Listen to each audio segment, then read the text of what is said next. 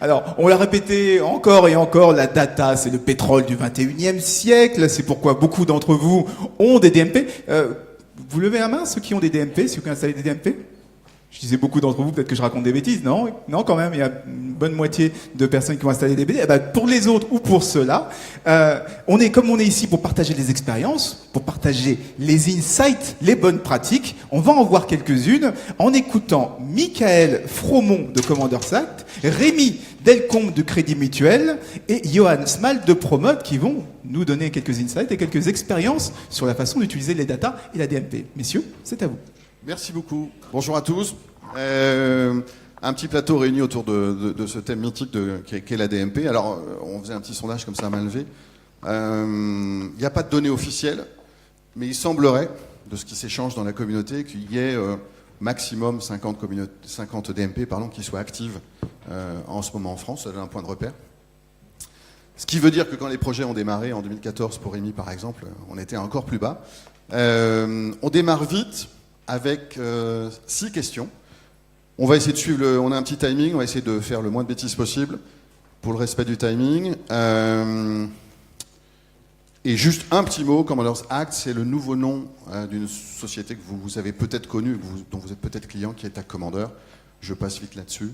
Mais voilà, c'est un rebranding important pour nous. Notre objectif maintenant, après avoir aidé les équipes marketing à bosser sur les tags, la gestion des tags, c'est de travailler sur la gestion de la donnée. Et c'est d'où ce changement de nom. Voilà. Je passe la main tout de suite à Rémi et Johan qui vont se présenter. Et on commence avec une première question qui sera l'objet de faire la présentation aussi de vos activités et de vos rôles. Pourquoi on se lance dans un projet DMP? Voilà. Première question. Rémi, tu commences? Ça marche. Alors bonjour à tous. Donc Rémi Deltombe, moi je suis responsable de projets digitaux au Crédit Mutuel Nord-Europe. Donc j'occupe de projets notamment sur le data management. Alors, je vais juste représenter le Crédit Mutuel Nord-Europe rapidement. En fait, on est une banque et assurance, vous connaissez la marque, mais on est une fédération indépendante du Crédit Mutuel en termes de décision marketing et commerciale. On est présent sur 7 départements au nord de Paris, mais on a un groupe aussi en Belgique et au Luxembourg. On a un groupe de 557 points de vente avec 1,6 million de clients. Alors, tout ce que je vais vous expliquer chez nous, c'est très tourné pour nous autour d'une stratégie de fidélisation.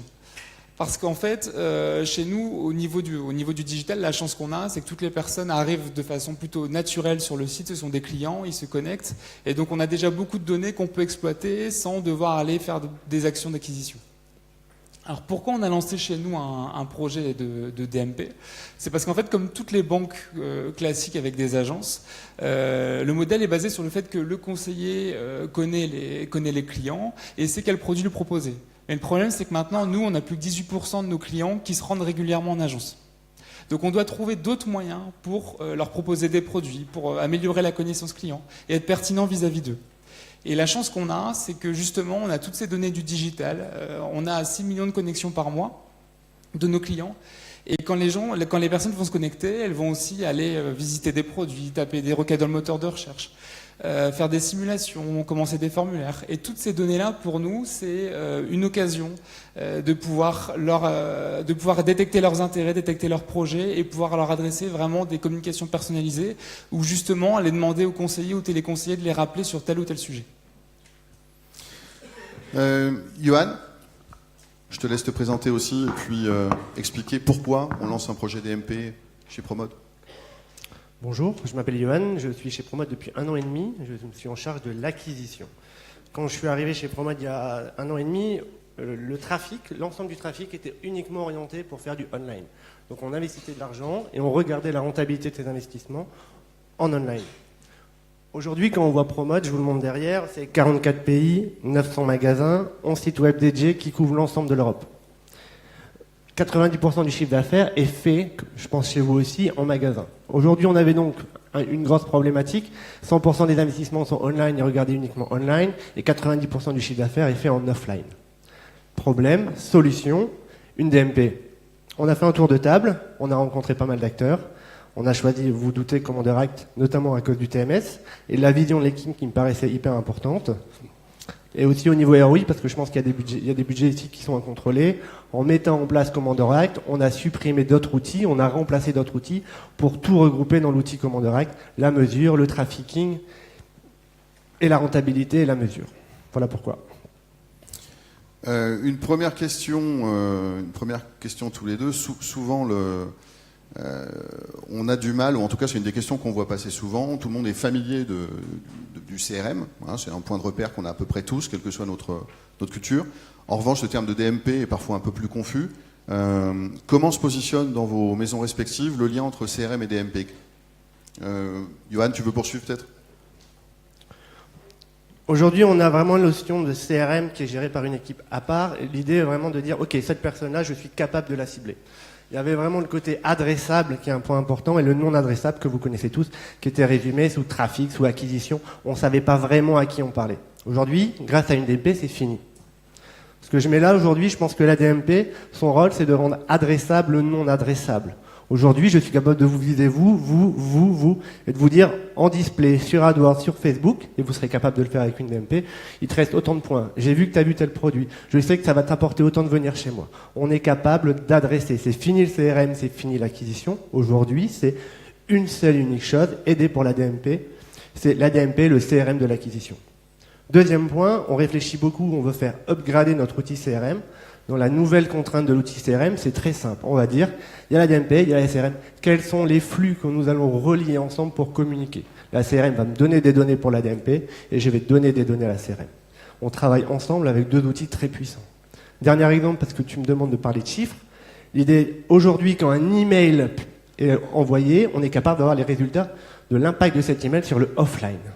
Nous avons fait un test grâce à la DMT de date d'envoi d'une email pour faire le plus de chiffre d'affaires possible le samedi en magasin.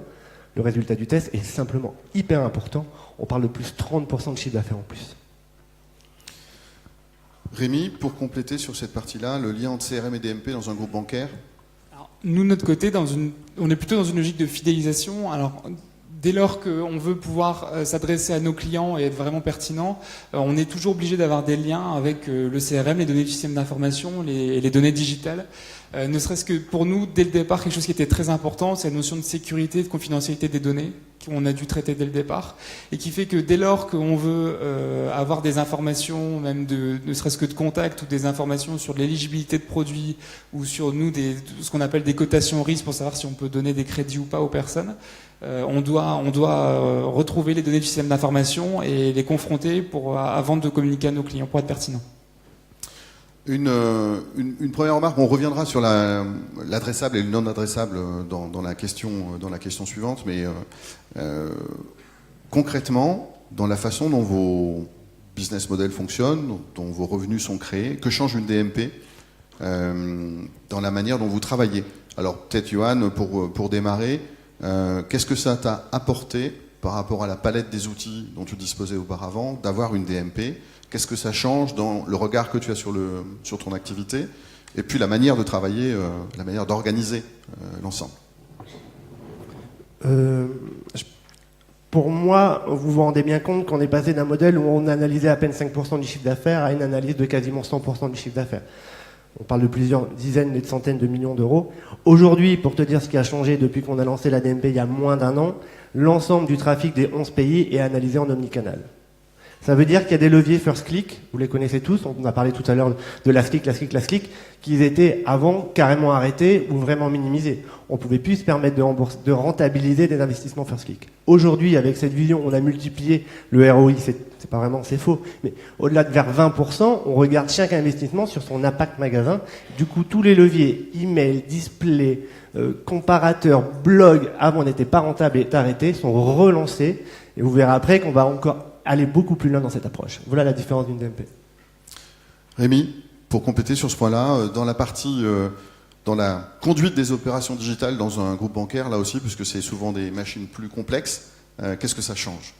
Alors, nous déjà, avant tout même, au départ, au lancement du projet, ce qui change, c'est qu'un projet de DMP, c'est quelque chose qu'on peut faire au niveau d'une direction marketing, au niveau d'un budget marketing, contrairement à un projet de CRM où là, on est obligé de partir sur un budget bien plus conséquent et aussi d'emmener toutes les personnes de l'entreprise avec nous. Donc là, déjà, rien que dans le lancement du projet, ça permet d'être plus agile. Et après, pour construire une action, une campagne à partir d'une DMP, un chef de projet, de son côté, sans intervention de quelqu'un à la technique, peut tout faire de son côté. On peut créer un segment en 5 minutes, on peut activer une action en 5 minutes. Et aussi, ce qui est intéressant, c'est qu'on a accès à des données auxquelles on n'avait jamais eu accès auparavant. Et ça, au niveau d'une direction marketing dans sa globalité, nous par exemple, on a un service qui fait des études marketing, et pour eux, la DMP, c'est une mine d'or de données auxquelles ils n'avaient jamais eu accès. Donc on offre en plus de la flexibilité, il y a des possibilités en plus qui sont arrivées grâce à cet outil. Sur le type de données auxquelles tu as accès, alors qu'avant tu n'y avais pas accès, qu'est-ce que tu as en tête comme exemple? Alors, par exemple, on voulait avoir accès à l'ensemble des personnes qui avaient fait une prise de rendez-vous en ligne chez nous. On voulait faire une étude là-dessus. Et ça, sans une DMP, sans pouvoir dire je veux toutes les personnes qui ont confirmé ça et d'avoir le numéro de client de ces personnes-là, sans un outil comme celui-là, on n'avait jamais réussi à le faire. Est-ce que vous êtes d'accord avec l'analogie qu'on pourrait faire avec le tag management sur le fait que la tendance promet l'idée, c'est justement de transférer ce pouvoir vers les équipes opérationnelles et que sur la DMP, on est à peu près dans ce cas de figure une fois qu'elle est installée. C'est cohérent, ça correspond à votre expérience ou... Complètement. Oui, Johan? Oui, je suis d'accord avec toi. C'est assez précis. Tu n'es pas forcé, hein? Non, tu as une limite ou un doute à partager? Aujourd'hui, pour Promode, nous sommes arrivés à l'étape numéro 1 qui est, je pense qu'on a couvert tous les besoins autour de l'acquisition. Donc on était quand même centré sur les 11 pays au niveau acquisition. 2017, c'est clairement, on en reverra après, les liens avec le CRM et le lien avec le website. Très bien. Dans la vie d'une équipe marketing, est-ce que la vie est belle quand on a une DMP? Voilà, c'est une question toute simple.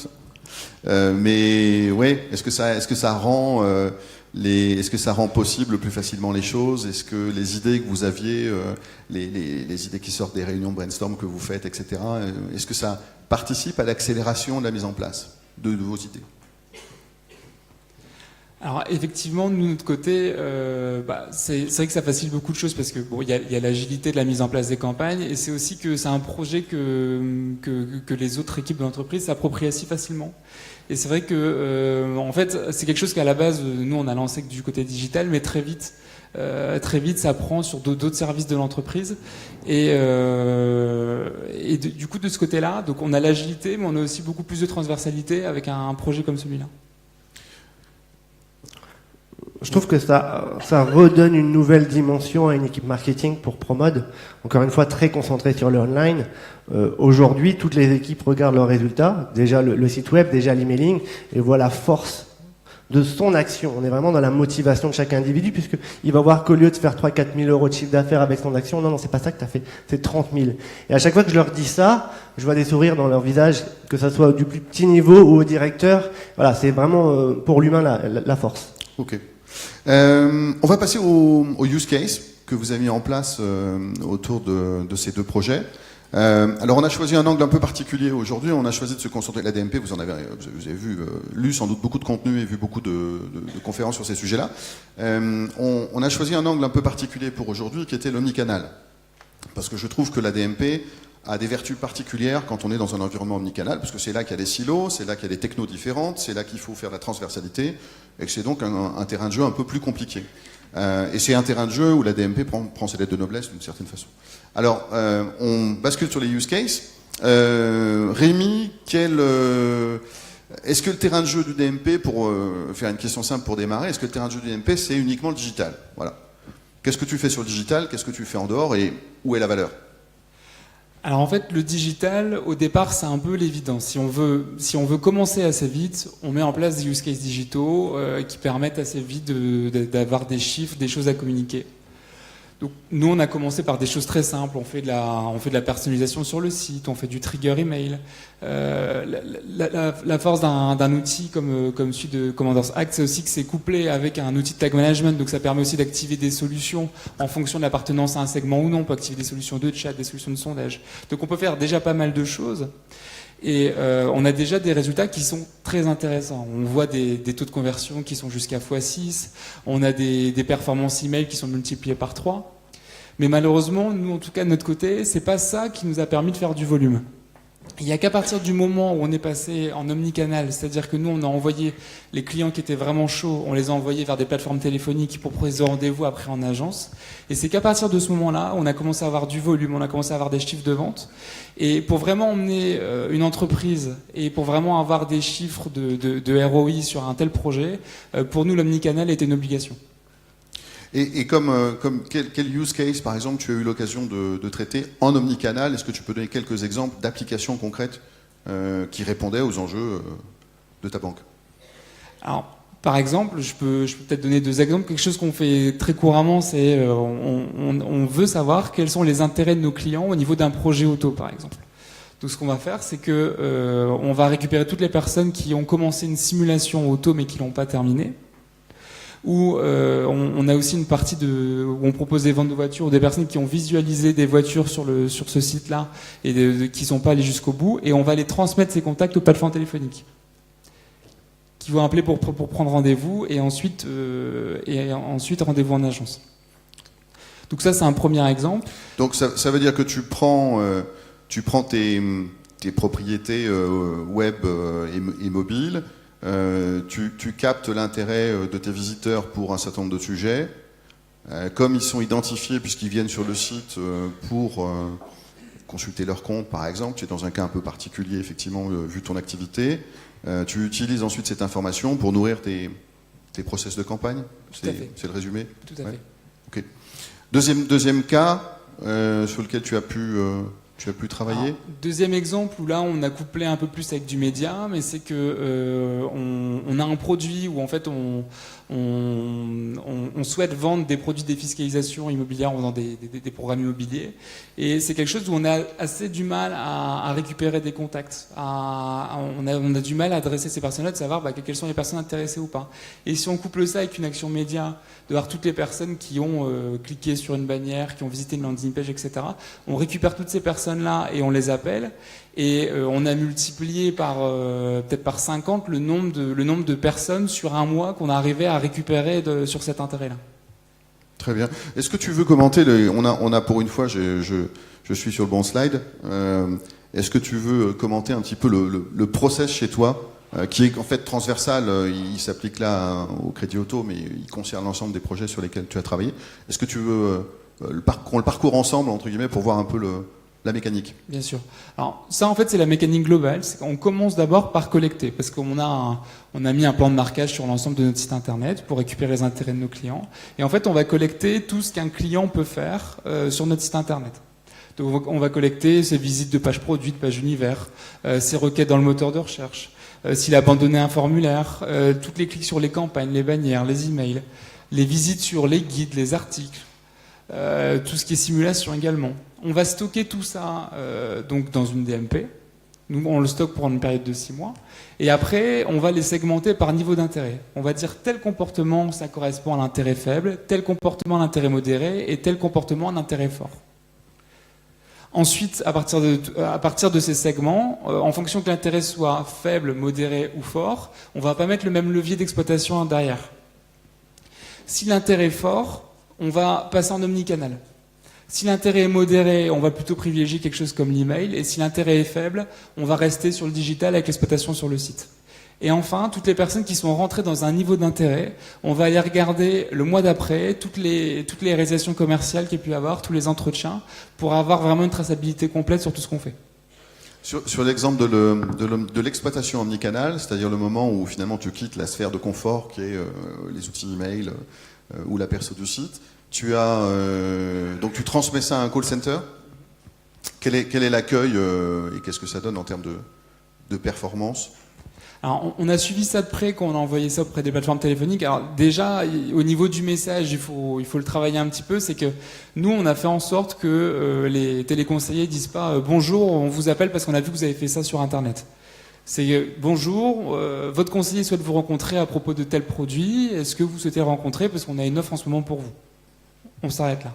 Et en fait, les téléconseillers, ce qu'ils nous disent, c'est qu'ils ont un très bon accueil de nos clients, parce qu'ils ont l'habitude d'appeler et que les gens, soit ils répondent pas, soit ils sont désagréables au téléphone. Et ils ont un très bon accueil parce qu'ils ont l'impression d'arriver au bon moment. Et souvent, donc l'accueil est bon, et souvent les gens disent ah bah ça tombe bien parce que justement j'ai ce projet-là en ce moment, et voilà. Et donc les plateformes téléphoniques sont contents de traiter nos fichiers, et des fois ils traitent même en priorité parce qu'ils savent que l'accueil sera bon. Et on crée de la pertinence. Hein, au final, je sais pas si on doit tous vivre la même chose, les coups de fil du samedi matin par des call centers qui essayent qui cherchent à prendre contact et à discuter un certain nombre de projets et qui tombent complètement à côté de la plaque. Là, on est vraiment sur cette promesse que je trouve super importante en ce moment. On parlait d'expérience client hier. L'expérience client, ça commence par la pertinence.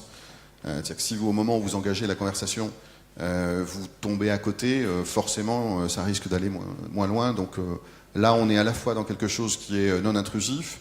On capte des comportements sans déranger. C'est pas une enquête, c'est pas une popine, ça vient pas troubler la navigation, et en même temps on est dans un cercle vertueux. Johan, sur ta partie, vous avez deux projets relativement différents. Rémi est plus sur une DMP qui a démarré par des vocations, avec une vocation CRM, d'upsell, de cross-sell. Tu as un positionnement un petit peu différent dans ton usage, au moins aujourd'hui.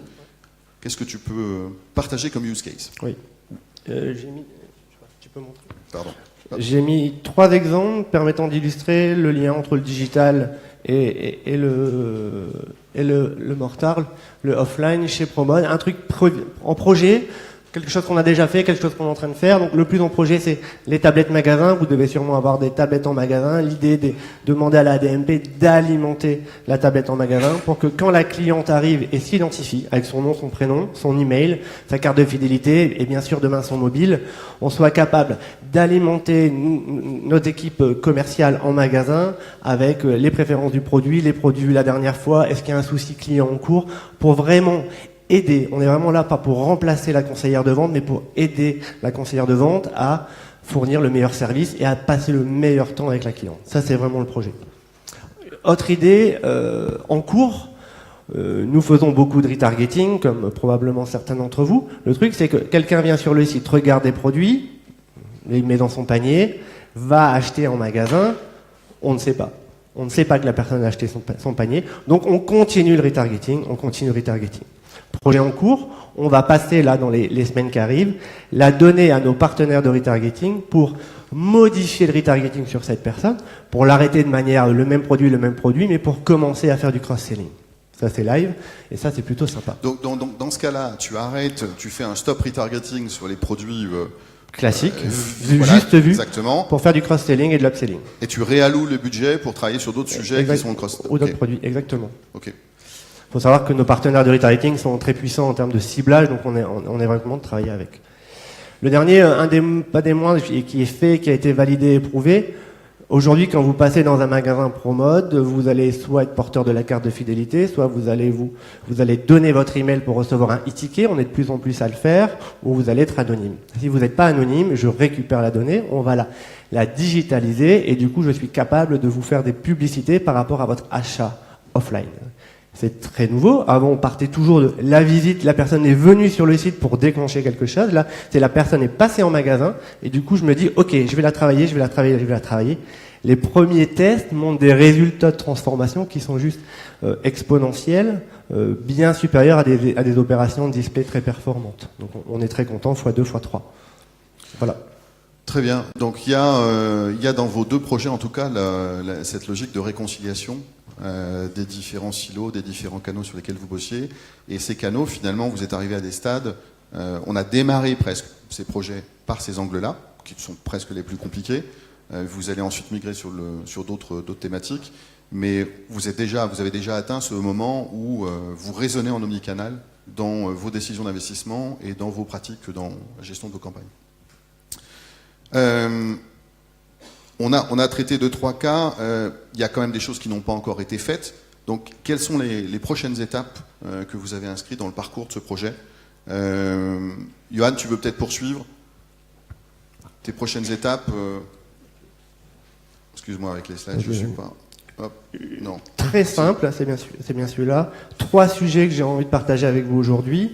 On a vraiment pas mal travaillé l'acquisition au niveau international, au niveau omnicanal.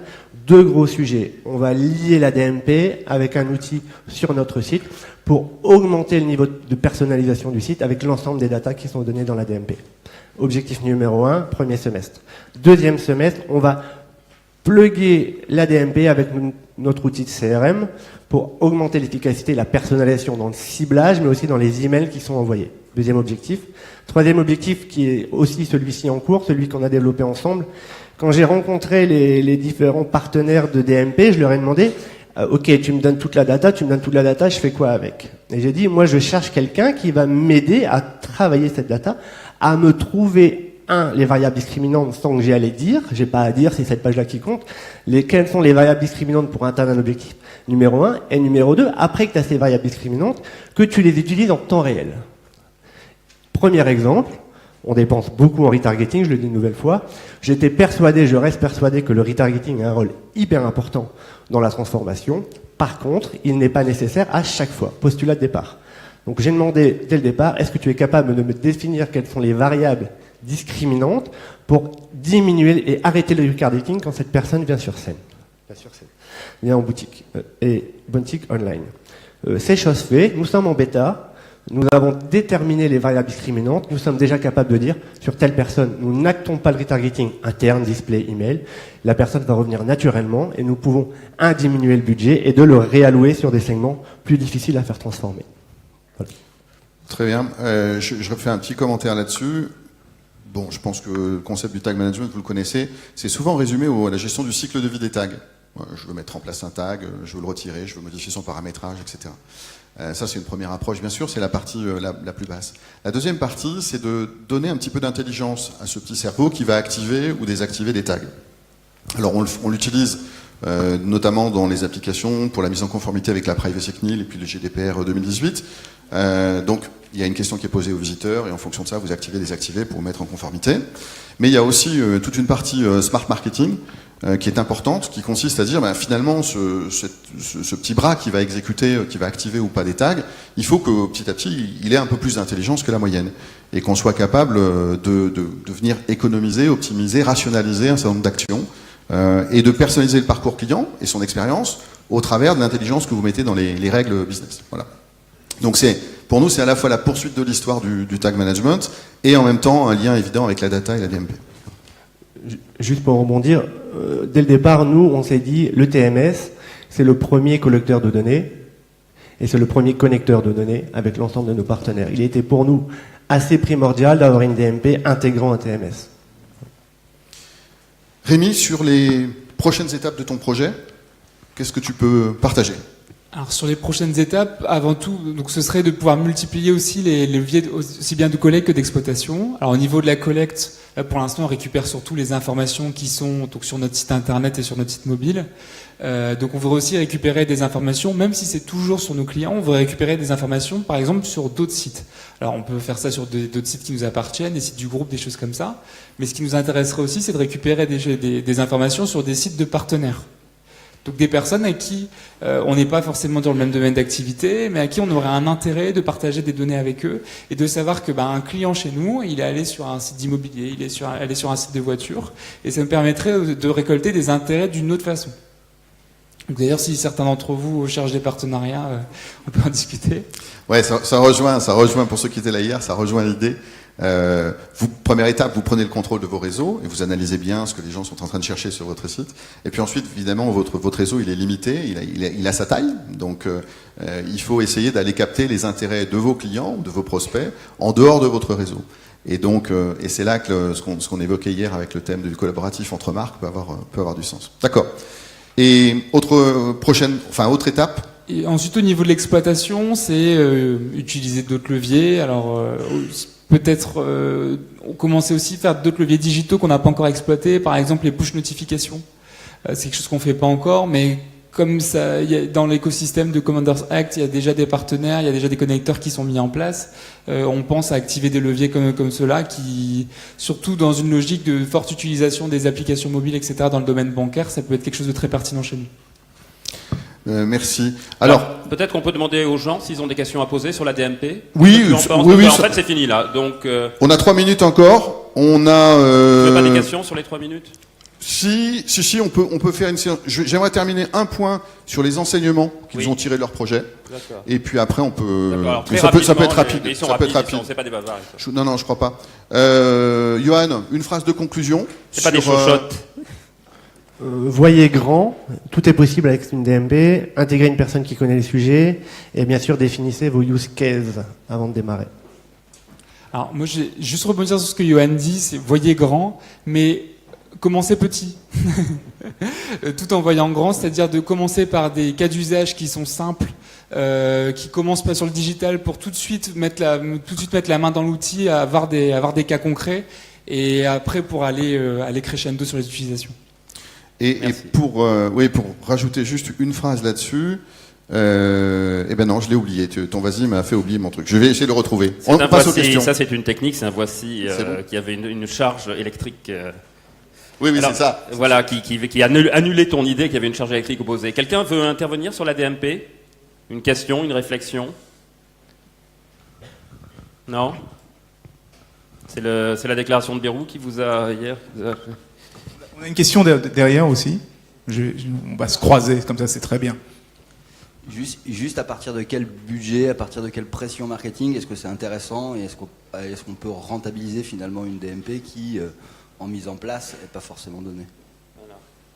Question socialiste. La DMP, c'est pour les riches? Je vous laisse peut-être répondre parce que moi, ça serait une grille de pricing, donc ça va pas être très intéressant. Alors dans le programme d'amont, il y a la DMP pour tous. Je tiens à le décider, elle sera subventionnée.